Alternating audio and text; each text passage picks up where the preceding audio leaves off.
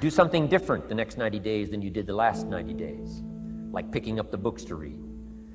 Do something different, like the new health disciplines, relationship with your family, whatever it is, doesn't matter how small it is. If you'll start doing different things with the same circumstances, since we cannot change the circumstances, but we can change ourselves. We can change what we do. And then he gave me another secret to success when he said, what you have at the moment, Mr. Rohn, you've attracted by the person you've become. What you have at the moment, you've attracted by the person you've become.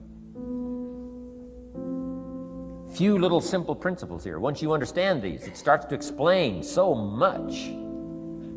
Now, sometimes it's a little tough to take, blaming yourself instead of the marketplace, taking responsibility instead of putting it off on someone else. That transition sometimes is a challenging mission. And this one was a little tough for me. Shoaff said, here's the secret, Mr. Rohn. Learn to work harder on yourself than you do on your job. Once I got that, it turned my life around. Learn to work harder on yourself than you do on your job.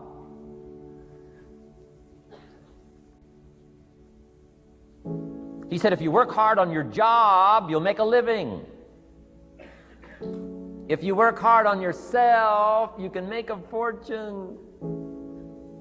Wow. If you would have known me at age 25, you would have said, Jim Rohn's a hard worker. If you'd have known me, you'd have said that. I'm the guy, I don't mind coming a little bit early, staying a little bit late. I don't mind that. You'd have said, well, Jim Rohn's a hard worker. You say, well, how come he's got pennies in his pocket and nothing in the bank and behind on his promises? Well, I was a hard worker, but I was working hard on my job, not on myself. I'm telling you, if you'll learn that simple little principle and start the process today, latest tomorrow, give you tonight to think it over. And start this whole process of personal development, work on yourself, make yourself more valuable to the marketplace. I'm telling you, you can so dynamically change your income, and economics is the least of the values that you can start earning in terms of equity if you'll start working harder on yourself than you do on your job. Work hard on yourself and develop the skills. Work hard on yourself and develop the graces. All of the stuff necessary to become more valuable to the marketplace. I'm telling you, your whole life can explode into change. Promotions, no problem. Becoming more valuable to the company, I'm telling you, no problem. Money, no problem. Economics, no problem. Future, no problem. If you just go to work on the right thing. Not get things out there to change. Don't try to change the seed. Don't change the soil.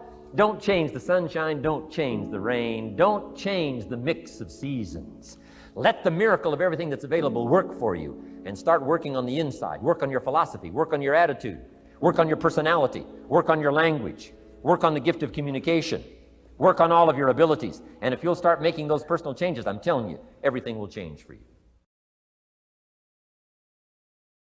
Mr. Shoaff, over a 5-year period before he died at age 49, who taught me some extraordinarily simple things. He only went to the 9th grade in school.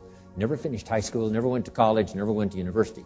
So he put his ideas and his experiences in very simple language, which I think for me, a kid from the farms of Idaho, that simplicity was so important.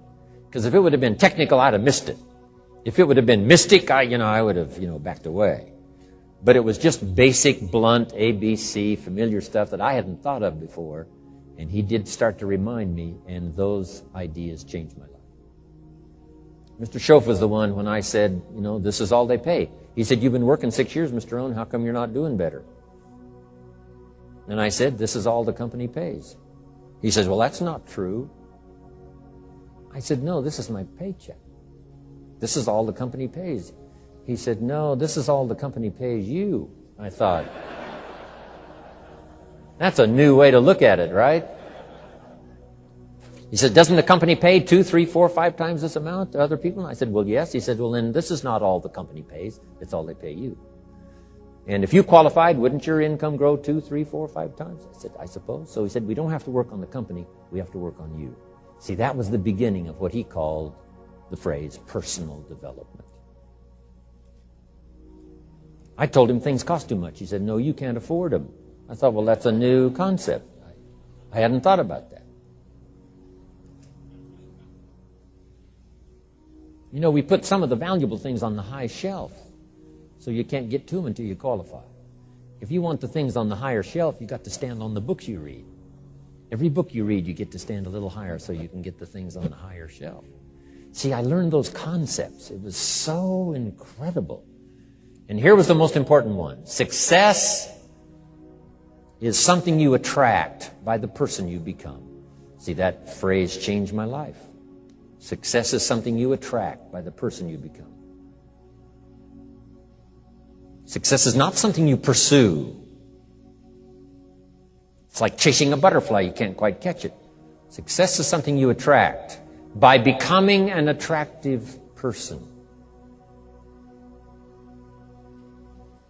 See, those were new concepts to me. I'm just working hard trying to make a living. Here's what he said to me. This changed my life. I got a chance to teach this in Moscow and across Russia. 3 visits, now the 4th. Here's what Shof taught me. Profits are better than wages. Nobody taught me that in high school. Nobody taught me that. I went to 1 year of college. Nobody taught me. Profits are better than wages. Wages make you a living. Profits make you a fortune. And how could you work on both a living and a fortune? He said, well, you could start part-time working on your fortune while you're working full-time on your living. I thought, wow. Now, he said, it's fun to get up in the morning.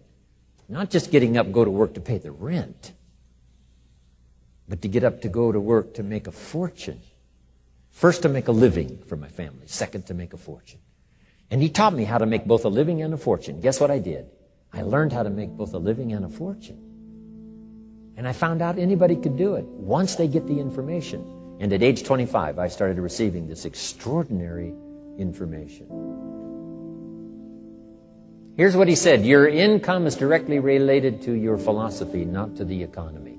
I thought, no one ever told me that. I kept hoping the economy would change. He said, no, your philosophy has to change. I assured him that I had my fingers crossed. He said, that won't help. Then what could I do to change my income and multiply it by 2, by 3, by 5, by 10, and then multiply it by 10 again? What could I do? And he started giving me the disciplines and the process of learning the skills to change my life. This was an extraordinary man. Those were extraordinary times for me. Life-changing in every manner that you can imagine. But very simple ABC concepts. Here's what I learned. Not to search for the exotic until you've discovered the basic. And those basic philosophies that he shared with me during that time were life-changing. Success is something you attract by the person you become. Success is not something you pursue, chase, run after. Success is something you develop, something you become. You attract success. So the whole key to unlock all the treasures, whether it's economic treasures or spiritual treasures, financial, social, personal, every way you can possibly think of, is by your own personal development. And then he added one more, which is so important, and it's probably worth the price of the seminar. Here it is. What you become is much more valuable than what you get. What you become is much more valuable than what you get. The major question to ask on the job is not what am I getting here. The major question to ask on the job is what am I becoming here? Not what am I getting, what am I becoming? So it's very important what you become. Because what you become attracts. If you become cynical, you attract cynicism. What you become attracts. So this whole subject of personal development was so vitally important to me. It changed my life. I was a millionaire by age 31. And that was just the economic part of it. It took me 6 years from age 25 to age 31. It was unbelievable. Remember, be a student, not a follower. And here's what you must always do. Design your own personal life. I'm very happy for people to take notes at my seminar, but I'm also just as happy if somebody says, hey, this is not for me, tear up all these notes and throw them away. That's just as valid for me. Right? Remember, be no one's disciple. Chart your own course. Make what you do the product of your own conclusion. What I'm saying here is be your own person. You don't have to be a model of someone else. You don't have to do it like anybody else. Right? Do it like yourself. Buy what you want to buy. Listen to what you want to listen to. Make changes if you want to make changes, and don't make changes. Right? It's your life, I'm telling you. And don't let anybody persuade you any different. Success is not a stereotype. Success is not a Ferrari. Success is not an automobile. It's not a house. It's not a place. It's not money in the bank. It's not $1 million. That's not success. Success is the continual unfolding of the design of your own life and pulling it off. That's what success is. The continual unfolding of the design of your own personal life and pulling it off in whatever degree you wish. That is success. Successful in doing whatever you want to do that makes sense to you, for you, your family, your responsibilities, or take on responsibilities or refuse responsibilities. That's strictly all up to you.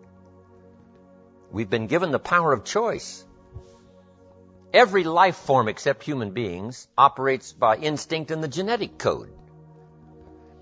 Now, why not human beings? Because here it is. We've been given the dignity of choice. We're not like a robot. We're not stuck like a tree, using up all the nourishment, nothing left, now you die because you can't change location. Not true. Humans can go north, south, east, west. Humans can change, do anything they want to do. We've been given the dignity. But here's what's interesting about all life form except humans. Every life form except humans strives to the max of its potential. How tall will a tree grow? As tall as it possibly can. You never heard of a tree growing half as high as it could. No, that is impossible. A tree grows as high as it can, drives down every root it can, produces every leaf it can, extends itself as far as it possibly can. Every life form extends to the max, except human beings. Now, why not human beings? Because we're not robots. We've been given the dignity of choice. And here's a couple of alternatives on the dignity of choice. To be part of or all of. You have the potential to be. And you got the choice. Do a little to make yourself comfortable and forget the rest, or do it all. And there's nobody here to dictate you got to do it all. That's nonsense. You got to be rich because we live in a rich country. That's nonsense. You don't have to be rich. You don't have to do it all. You can do a little, do some more. Take advice, but don't take orders. Take information, take training, take teaching, but don't take orders from no one that tells you how you need to live and what you need to own and what you need to do. Somebody says, well, you need to be successful. That's a personal choice, being successful. What we teach is the possibilities, then everybody chooses. Take a little, take a lot, do some, do nothing. Abraham Lincoln said, since I would be no one's slave, I will be no one's master. Excellent philosophy. If a guy says, hey, I'm soon cashing it in, I'm heading for the mountains. I'm going to live in a little cabin, live off the land, and feed the squirrels. If he goes and does that, guess what? He's a smashing success. Why? He's doing what he designed to do and went and did it and pulled it off. You can't say, no, that's not successful. That is the epitome of success, is giving a design to your life and go pull it off, making progress in that direction that satisfies you. If it doesn't satisfy you, make alternatives and you change. And if you get some better ideas, sure, you may follow someone's suggestion and ideas, but not orders. Design your own life like you want it that will fit. Now, if you take on some responsibilities, now you got to consider those. Yes, you can ignore your responsibilities, but you won't feel good about that. Guess what the old prophet said? Some things that taste good now in the mouth turns bitter later in the belly. So you don't want to sacrifice. We all must suffer one of two pains. Regardless of your choice of lifestyle and what you want to do, we must all suffer one of two pains. The pain of discipline or the pain of regret. And what we suggest to everybody is to consider the disciplines, because disciplines weigh ounces, regrets weigh tons. You don't want to substitute a discipline for a regret. In our opinion, that would be a poor choice. Now, you can do it, but some things are poor trade-offs. The old prophet said, what if you gained the whole world, but it cost you your soul? Would that be worth it? And with a bit of intelligence, we say, no, that doesn't seem worth it. Even if you got the whole world, if you traded your soul, that experience would be so bitter and so awful and so devastating, it wouldn't be worth it. What if you got some gain by greed instead of legitimate ambition? I'm telling you, it might taste good up front, but it's going to turn bitter in the belly. And a bit of that advice saves some people from devastation. Say, well, you're right. I better think twice about that. So we must confront all laws, spiritual laws, agricultural laws, basic laws, fundamental laws. We must confront all of those. But you still now can design your own life. A little, a lot, go east, north.